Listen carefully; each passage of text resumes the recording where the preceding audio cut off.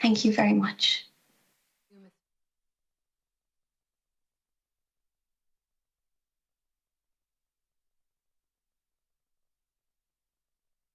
Today, and I want to dedicate my contribution to Jennifer Hines, and some of you know her as a stalwart, amazing self-advocate who finds herself in a nursing home since 2019, and also to the Clear Leader Forum, who is a pan-disabled people's organisation who believe in the right to live a life with dignity, privacy, equality, respect and autonomy, driven by the mottos rights, not charity, and nothing about us without us.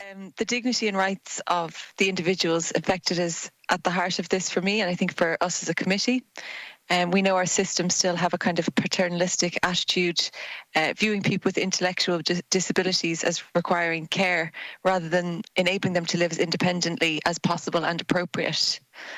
At present, we know choices are limited to either congregated settings, which we're trying to move away from, or dependency on family care, which we know presents its own challenges with an ageing population and the disgraceful way in which carers are treated. We need to replace this with a one-size-fits-all model with a focus on one thing, and that's individual rights. The slow progress of the HSE's time to move on from congregated setting strategy is symptomatic of this perspective.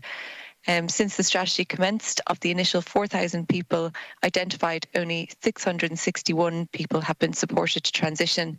And as Professor McConkie said, at this rate, it'll be another 20 years before decongregation is complete. It is a very important topic that we are discussing here today. Deinstitutionalisation has been on the political agenda for at least 3 successive governments now, with the HSE's Time to Move On strategy from 2012. And on the other hand, we have a strong social and historical culture of institutionalisation. The Deputy raises a very important point about how do we manage the transfers of people from congregated living and preventing other people going into those sorts of settings. We have a lot of international experience of how to do this and how it can be done well. It does require what's called bridging funding. So in addition to keeping your ongoing costs of service provision, you need additional monies to help you develop the new styles of services. And there's also the capital realisation. The National Health Service in the United Kingdom has found this was a very lucrative source of funding because they were able to sell off the capital, the large campus arrangements, often recreated as housing developments in particular areas. So I was very blown away by Lynn Fitzpatrick's and her beautiful brother and it was just wonderful to hear such a positive story. But how do we make that choice? How do we allow, or not allow? How do we provide that choice for everybody, where Bobo is safe? He is in the community, as Lynn says, and is happy. But then, as Anne-Marie very much said, the lack of choice, the lack of personal assistance. There is so much work to be done, and I suppose I kind of want an umbrella your thoughts on that, because you're at the front of it, and I thank you all, because it was very engaging. Thank you. Okay, Lynn, do you want to come in? Hi, yeah, I will come in there. Thanks very much, Senator, and thanks for acknowledging me as well, being here for Bernard. There's a couple of things I just would like to say. Well, first of all, to answer, I suppose, your question there, how can we kind of look after everyone? That's what I advocate for. I advocate that there should be a full range of choice to suit every individual person. I am not trying to remove rights from anyone. I struggle with the fact that there were 1,200 people or so in a nursing home, young people with disabilities, when this policy started, and they were identified then, back in 2007, and the thing was, they're outside the scope. Like, my brother is so happy where he is, and yet he was prioritised to be moved out ahead of these people who may want to go, some of them. And so I think there should be a full range of options. And I read a thematic study on the UN Convention, and it says that equal basis means the right to accept or reject all kinds of living situations, all kinds of care, including institutional care. I don't consider that what my brother has. But the reality is, the people I'm here for today, and I wish if I could, if there was a way I could bring everyone down and you could see them and meet them for yourselves, they have nothing in common. Like, the majority of people with disabilities, of course, independent community living is right for them because they have more in common with regular, ordinary, to use the policy terms, communities than they do with the people that are in St. Mary of the Angels. But the fact is, they exist. Like, in 2019, 23 people were either admitted or readmitted into congregated settings. 82% of them had high or intensive support needs, okay? And as of January 2020, there were 1,953 people remaining in congregated settings. That has since increased because of admissions. 76% of them have a high level of support need, or intensive. So why are we pushing people out of situations into communities that, it's well documented if you listen to the radio, families are saying it every day, they don't have the facilities to help them. And just another thing I just really feel I have to say, because I've listened now and I've given a lot of time listening to everybody, two things that I keep coming up and are said here: nothing about us without us, and paternalism. So I just want to quickly say how the policy has treated Bobo in this regard. So nothing about us without us. The policy, the working group on congregated settings came together in 2007. The policy was published in 2011 and it was launched as a strategy in 2012. My family and Bobo didn't know about this policy until September 2016. And we found out about the policy because my mother received a phone call from one of the managers in his home out of the clear blue sky in that summer, telling her that his name was on a list for a state-of-the-art house in Milltown. Now, we ended up having to try and dig and find out what was going on and educate ourselves about this policy, which took us time, but nothing about us without us. Bobo's family and all the families in St. Mary of the Angels didn't know about this policy, but that's not actually the point, because you talk about paternalism as well. Bobo, he's here. Bobo can't speak for himself. Unfortunately, he can't. I wish he could. I wish he could be here instead of me. But there are people in St. Mary of the Angels who can, and they have sat in rooms with disability advocates, and they have told them they want to stay where they are. They have said it: I love my home, this is my home, I don't want to move. What's more paternalistic than a national policy that tells them, we know what's best for you. You'll be way better off in the community. And on what planet is Bobo going to be better off having the same access to services and facilities that I have, when he needs hydrotherapy, he needs things that are not available anywhere else. He has a team of specialists around the clock, and the people that I'm talking about today, they have very, very high care needs, and I just wish there was a way I could get that across. And rights and obligation as well. I think we need to be really clear. There's a difference between a right and an obligation. And the Ombudsman, I didn't see the thing last week, but I know the Ombudsman said, we don't know if the people in the nursing homes want to be there or not unless we ask them. And if they want to be there, it's perfectly fine. Well, why is it not perfectly fine? And by the way, there was a reference made to 10 people in a single living unit. There's 63 adults in St. Mary of the Angels. There's 11 houses and chalets. There's no more than 10 people in any single living unit on that campus. And there's 30 acres. There's loads of development. There's loads of people wanting to support it. Like, we've been told we can't develop on it because of this policy. It can't be developed because everyone has to move out. And I feel there's a target on St. Mary of the Angels back at the moment, because the policy itself says that in order to fund this decongregation thing, they need to sell off these assets, which, by the way, were donated to people like my brother by a local Kerry family and built from the ground up by the people of Kerry. So nobody has a right to sell it. And I'm sorry, I don't mean to be so heated, but it's been very, very difficult for me to sit here and listen to some of what's been said today, because how can you claim to be an advocate and care about social justice and then be okay with people being forced, evicted cruelly out of their homes? And I have the evidence, and I can share it, I can send it afterwards, of what has happened internationally in Australia and America when the same line of thought was followed. The data is there. And by the way, just to correct another wrong figure again from earlier, 942 people had been moved out at the start of 2020, not 600 or whatever was said by Deputy Cairns. That's not actually the figure. And 278 have been admitted or readmitted. But I'm sorry. Sorry. Thank you very much. To come back in. Yeah, I will. I suppose the question I would pose is, I completely understand why St. Mary of the Angels would be really inappropriate for someone like Ms. Flanagan, who could be here today and articulate so well and speak so well and impressively. And I commend her for the work she does. But can we not just open our minds a little bit to see that the disability umbrella is absolutely huge, and that my brother and people like him in St. Mary of the Angels are in the tiny, tiny minority? And is there not a danger that we are, in trying to look after what's right for the majority, that we are imposing something on the minority that is not right for them? And I know Ms. Flanagan said as well that she disagrees, and that's fair enough, it's her opinion. There should be no congregated settings, and I don't think I'd be here today if so many disability advocates didn't share that exact view. But I did my best. I spent I don't know how many hours trying to write that speech to try and paint a picture without pictures of what Bernard's life is like and what that place is like. And can you honestly tell me that that is an institution, or that it is inappropriate? Does it sound inappropriate? Does the fact that people with very, very fragile health are doing so well there and thriving and happy and not relying on medication or anything? I know somebody there who tried community living. They tried it loads of different times. It didn't work for them. Their life was saved by coming into St. Mary of the Angels.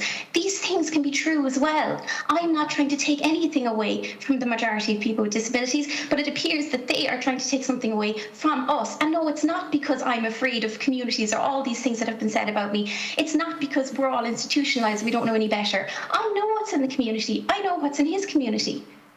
And I just plead, if you could even come down to St. Mary of the Angels and see it with your own eyes and meet the people, because I wish, like, they are all behind me today. They're families, you can't see them, but they're watching and they're here and they're counting on me. And this is a very, very difficult battle for us. And I know Ms. Flanagan mentioned how exhausting it is.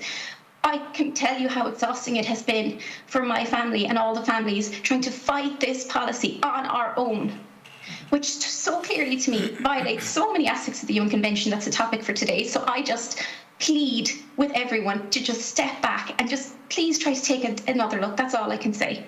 Thank you. Thank you very much. We will now go to Pauline Tully.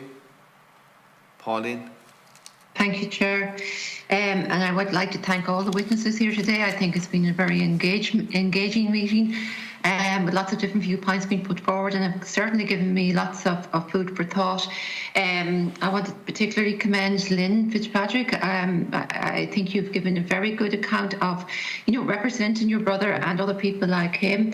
And I do think you've made us think and rethink perhaps that maybe congregated settings are not all bad, and maybe they need to be assessed individually.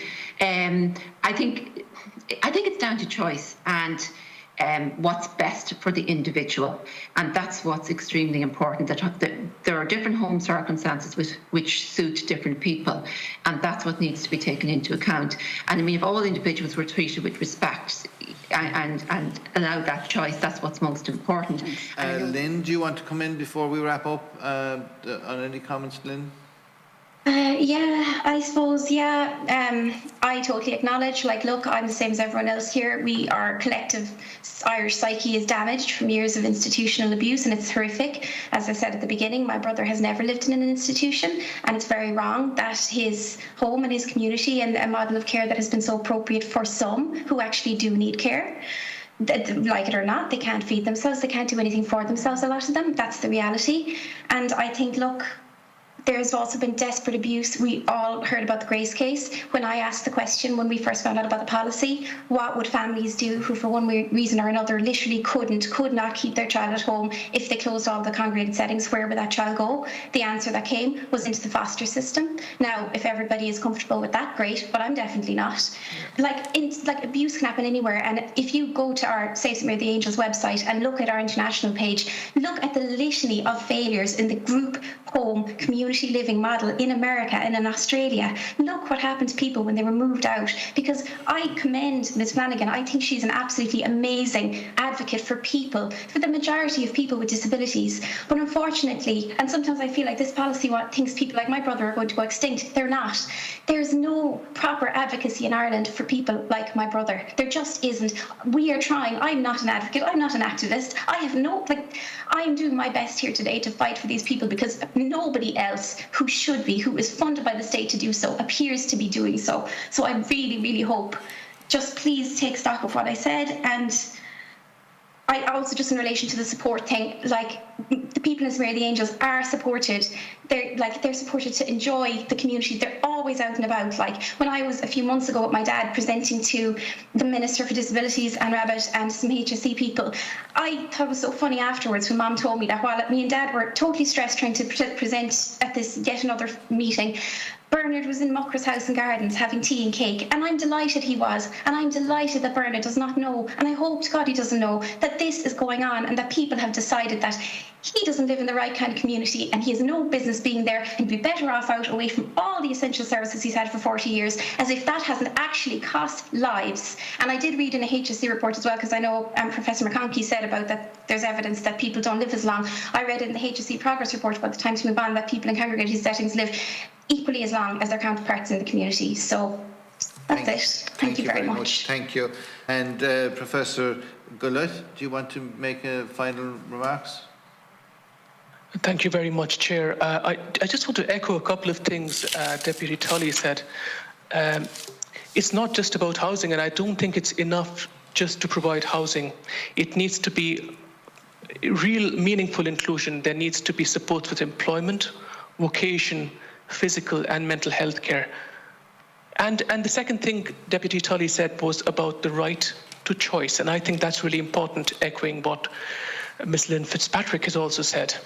Thank you very much to our members. Thank you for and also thank Pauline for taking the earlier part of the meeting. I really appreciate it. I would like to thank our witnesses that came before us today for an extremely thought-provoking discussion.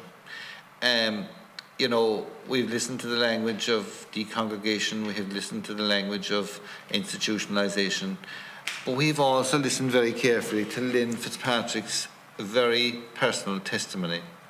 And, you know, I think that at every stage in our history, if we had that kind of challenge to our thinking, and if we had the challenge to the policies that were prescribed over the years, you know, we may be a better place in terms of providing for people with disabilities. And everybody has a different story to tell. It's clearly from the evidence that was here today. Everybody has a different story to tell. And we cannot throw, the great phrase of throwing the baby out with the bathwater has to be at all times in how we try to influence policy from our committee.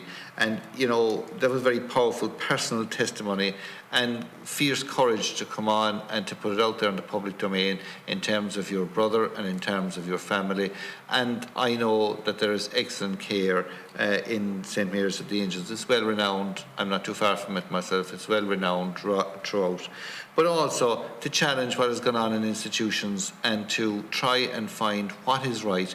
We are charged with, you know, the UNCRPD, and to try and make sure that disabilities are to the fore. And all of our committee, I think that it's safe to say in the 9 or 10 months of our existence, we have left our political colours outside and we have worked together to try and ensure that we're doing the right thing for people with disabilities. So your discussion here today has been extremely thought-provoking, and it is certainly something that we will be reflecting very carefully on how we do it. So to all of you who have been in it, to the advocacies, to the personal testimonies, to the professors that have been on it as well, thank you for your honesty. Thank you for your forthrightness of the information you put before us, and we have no doubt that we will be coming back to you again for further information. So keep up the good work that you're doing in each of your own spheres, and we look forward to working with you. And thanks to our members and indeed to our team for today's meeting. So our meeting now stands adjourned until this day week. We have our next meeting at on the 8th of July at 11:30 a.m. So, Gormahagaf, Slán. Thank you, everybody. Thanks.